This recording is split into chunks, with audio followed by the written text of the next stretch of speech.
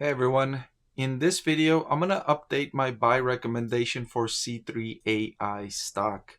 The enterprise AI company reported earnings on December 6th, and I'm going to review those earnings results and incorporate that into my decision to recommend the stock either as a buy, hold, or a sell.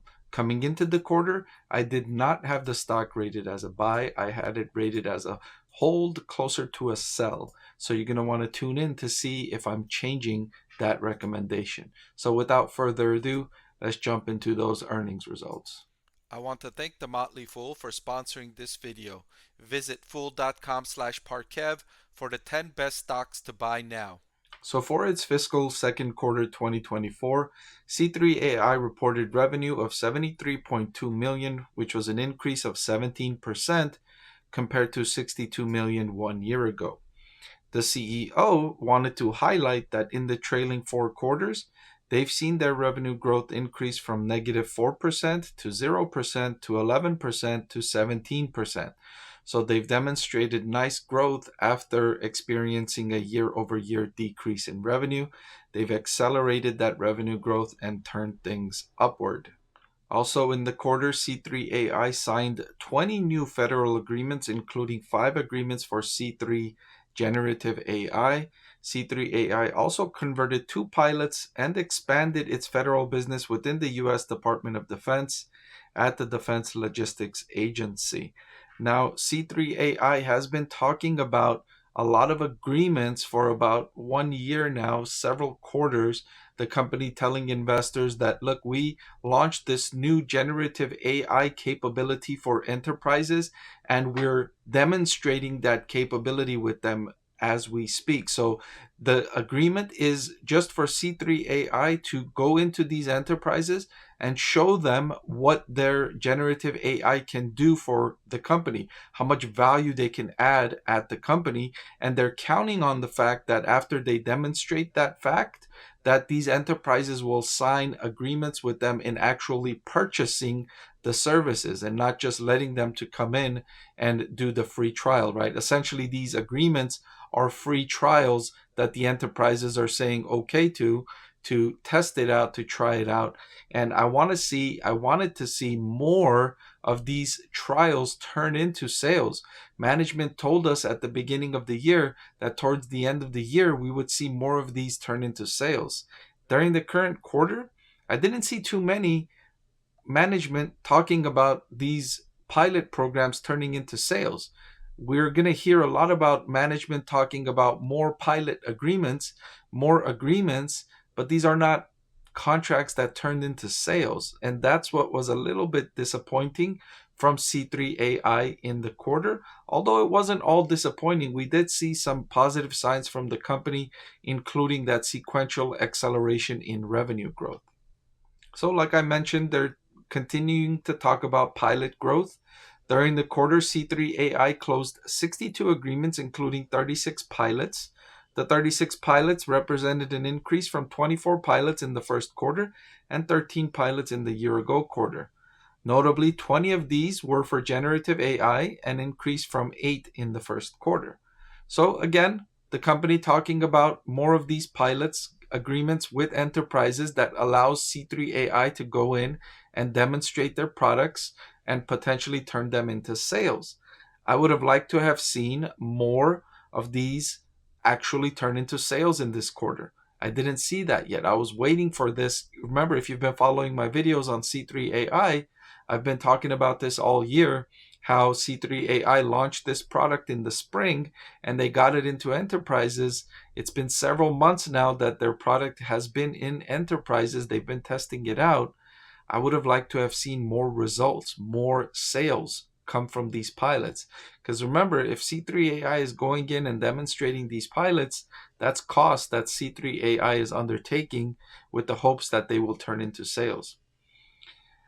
So C3.ai mentioning how big this opportunity is for AI, saying that Bloomberg Intelligence estimates that generative AI will become a $1.3 trillion market by 2032.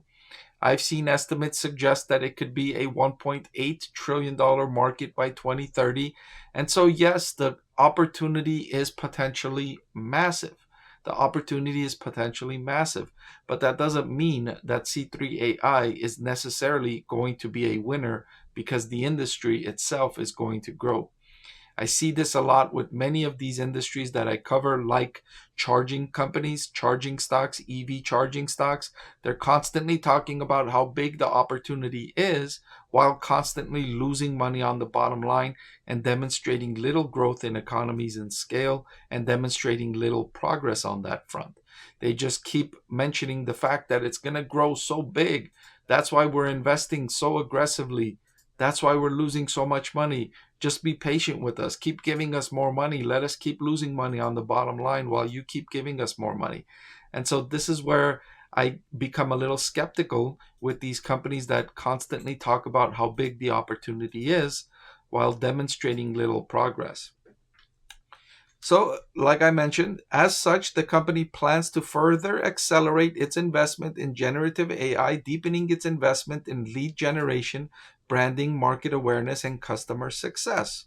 These two go hand in hand. When a company talks to investors about how big an opportunity is, what comes next is them telling you that they're going to invest, they're going to spend billions of dollars or hundreds of millions of dollars, ultimately investor shareholder money that's going to go out and be spent with the hopes that it turns into profits at some point in the future. This is risky.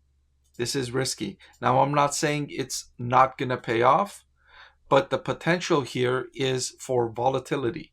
It's either going to be really, really good, or it's just going to be money out the window. And so this is the risk that investors take with companies like C3.ai. It's a high risk, high reward situation. Again, their pipeline, the generative AI qualified pipeline, grew to over 225 in Q2. That was an increase of more than 55% in Q1. At this point, as an investor, if I was an owner of C3.ai stock, which I am not an owner or investor in C3.ai stock, but if I was an investor in C3.ai stock, I would be pushing management to start demonstrating sales, conversions, that these pilots, this pipeline turns into sales, turns into better sales growth at better prices with fewer losses on the bottom line. Management is forecasting 76 million in revenue at the midpoint for the next quarter, which would be a slight increase from the current quarter. So management is not expecting any big jump in revenue in the third quarter from the second quarter. It's going to be more of the same from C3.ai in the next quarter, with more losses coming on the bottom line. Non-GAAP loss from operations of 43 million at the midpoint, and this is non-GAAP. So the GAAP losses on the bottom line are likely to be higher, because if they were not likely to be higher, they would have reported the GAAP operating loss, right? They give you the non-GAAP because it's a smaller number that makes it look less threatening to investors, like, oh, we're not losing that much money. But this is a non-GAAP number, means that they adjusted it. They adjusted their GAAP numbers to come up with non-GAAP numbers. And GAAP, remember, is the generally accepted accounting principles. That's the suggested reporting criteria that is available, right? So they're not giving you the generally accepted accounting principles numbers. They're giving you adjusted numbers, because those are the numbers they want you to pay attention to. They don't want you to pay attention to the GAAP numbers, because that would open your eyes up to the actual losses on the bottom line. So I mentioned the losses, 79.4 million in losses on the bottom line. That was up from 71.9 million in losses from operations in the same quarter the prior year. So the company did grow revenue, right, from 62 million to 73 million, but that just led to more losses, from 72 million to 79 million. So it's not that the increases in revenue are leading to smaller losses on the bottom line. It's that the increases in revenue are leading to more losses on the bottom line from operations for C3.ai. Thankfully, the company has a strong balance sheet with over 750 million in cash and marketable securities.